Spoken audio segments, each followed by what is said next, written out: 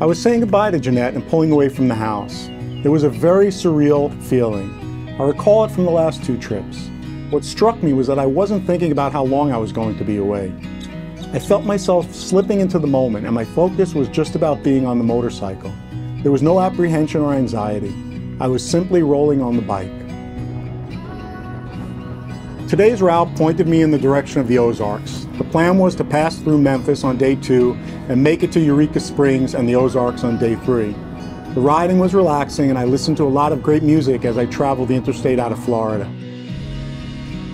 Finding my way to a hotel and jump-starting the on-the-road rituals was familiar. Charging devices, processing pictures and videos, messing about with the GPS, and then writing the day's journal, I was back on the road. The heading was northwest. The day was long, the temperature was high, and I was traveling fast. Traveling today brought me about 30 minutes east of Little Rock, Arkansas, and about 2 hours from the Ozarks. The first leg of the trip was about putting the miles in and making my way west. Georgia, Alabama, Mississippi, Tennessee, and Arkansas made 5 states today. Moving so fast and not exploring the local places made it hard to develop a well-researched opinion.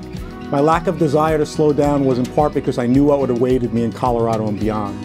I wanted to get to the mountains and out of the 97-degree temperature. The other factor was that the South also has some other elements to consider. After lunch, I made my way through Memphis and thought to pass by Graceland, and that was exactly what I did. I kept going on Elvis Presley Boulevard. It was hot and too touristy for my liking, and the surrounding area was sadly in decline. A quick picture at the sign was all I have of the experience.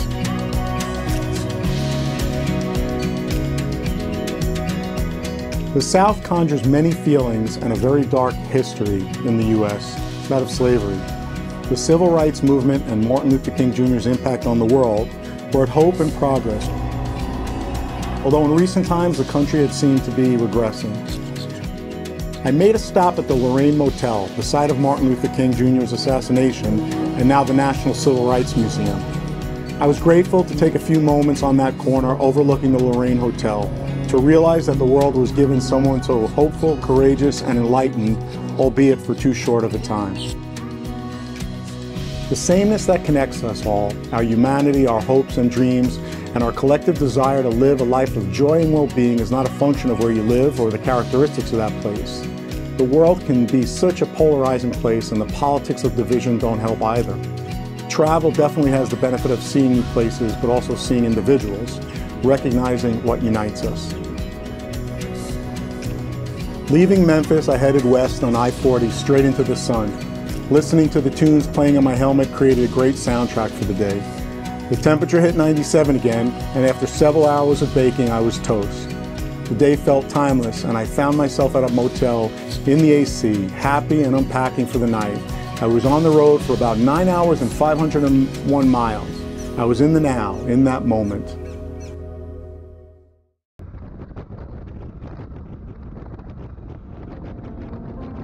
I took a break today from boogieing to Colorado and decided to explore the Ozarks a bit. Traveling northwest of Little Rock, I entered Mount Magazine State Park and the beginning of Ozark National Forest. The riding was more spirited, and the twists and turns were a welcome change from buzzing on the interstate.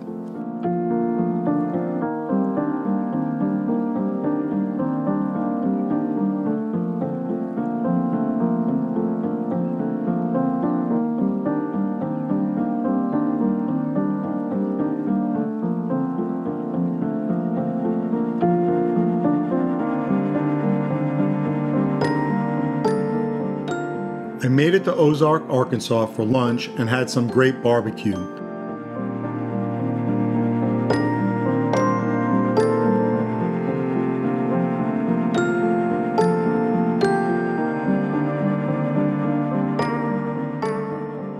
After a filling meal, I turned the bike on and the temperature gauge read 100 degrees. Hooray for traveling in August. Baking in my gear, I pushed on. Once I was back in Ozark National Forest, the trees provided some sporadic but appreciated cover. I was on the motorcycle. I was revving the engine. I was traveling, exploring, and following my passion. but my knee was hurting a lot. I needed to navigate the pain and distraction of it. I was working on adapting.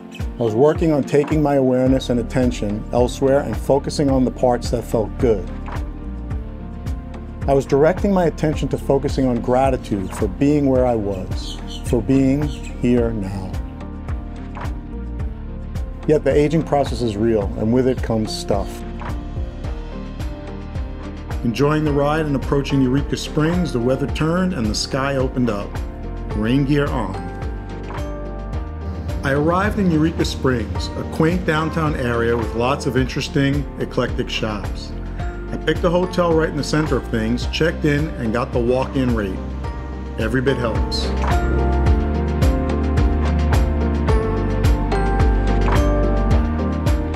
I found my way back to an IPA at the hotel restaurant bar. That beer was well earned, and I savored every sip.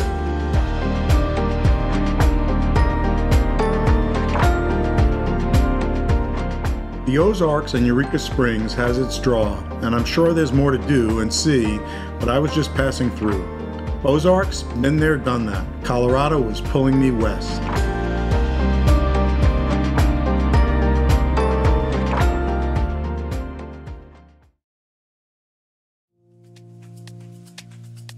Timeless moment, that's what this day was. I rode 473 miles and was on the motorcycle for 8.5 hours, riding through 3 states. The day was neither long nor short. It happened in what seemed like a blink of an eye, and yet the ground I covered and the terrain I traversed seemed endless.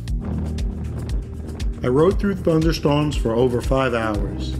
The rain and wind carried me forward and most of my gear held up, except for the puddle of water in my left boot. The last several hours, the blue sky appeared as I made my way west by northwest, and then a final direct west turn onto I-70 in the direction of Colorado. It was a day of extremes. The weather saw to that. At times, the music in my helmet provided a soundtrack to my travels.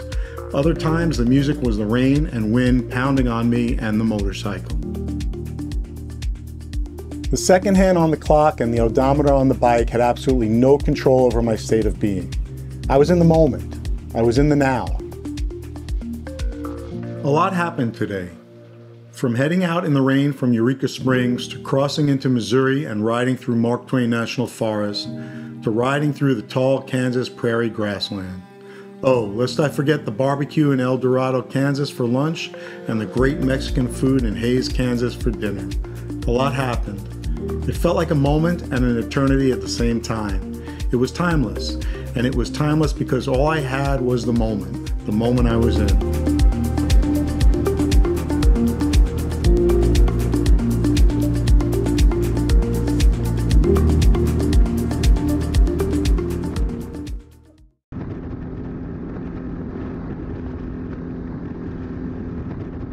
Today was the final leg of the first phase of the trip, getting to Colorado. It was just how I viewed the trip. This part of the journey, passing into mountain time and into the mountains, represented a new rhythm. I was glad to be on the motorcycle and I was enjoying the ride. Most of the ride today was still in Kansas and the flat cornfields went on for miles. I left I-70 west to take a smaller state road. The ominous sky appeared out of nowhere across the plains. I was feeling very grateful to be on the motorcycle, just part of the scenery, moving across the landscape, piercing the wind and rain like a rocket. It felt good.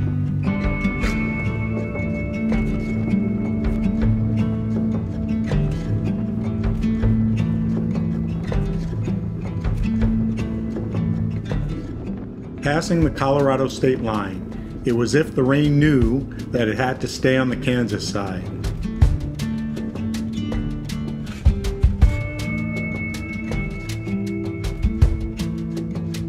I entered a small town named for Kit Carson. I was making a beeline west to Colorado Springs. I had about a range of 90 miles left of fuel. The final turn onto Highway 94 straight west, and there was a big sign that said no service for 70 miles. The range on my tank at that point said 80 miles. It became a constant math calculation in my head, updating the number of miles I'd have to spare. I kept the speed reasonable to optimize fuel economy and settled in for the lonely and tranquil ride. Cows and horses were my only companions on this stretch of Highway 94. The gas station was a welcome sight, and clearly it had the worn look of having been around a while. I gassed up, hydrated myself, and set out down the road. Within minutes, the tire pressure indicator was down 7.7 psi on the rear. I pulled over, measured the air pressure manually, and confirmed it. As I turned my head to look at the tire, there was the screw. I was screwed in Colorado. I was only 25 minutes from Colorado Springs and Pikes Peak Motorsports. Watching the tire pressure and hoping to make it there without damaging the wheel, I set out in traffic. Those last 15 minutes definitely felt like an eternity, but I arrived. The tire had 10,000 miles on them, and I was due for some new ones anyway. A very minor hiccup, and I felt like I hit the lotto. All in all, not much of an inconvenience. They were able to squeeze me in on a Saturday. It was an opportunity to spend 2 nights in Colorado Springs, rest up a bit, hopefully recuperate my ailing knee, and get ready for some fun in the mountains. Today was a rest day. The bike was serviced, and I was nursing some altitude sickness that was exacerbated by the beers I drank last evening. I picked up the motorcycle, new tires, and 24K service done. Right back to the hotel to do some laundry, hit the gym, and to chill out. The day came and went in a blink. It was a nice break from the road after 5 days of intense riding.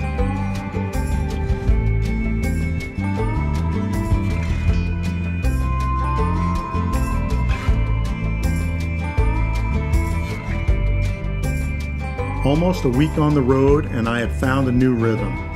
Tomorrow would mark the beginning of high elevations in Colorado. I'd start the day entering Garden of the Gods.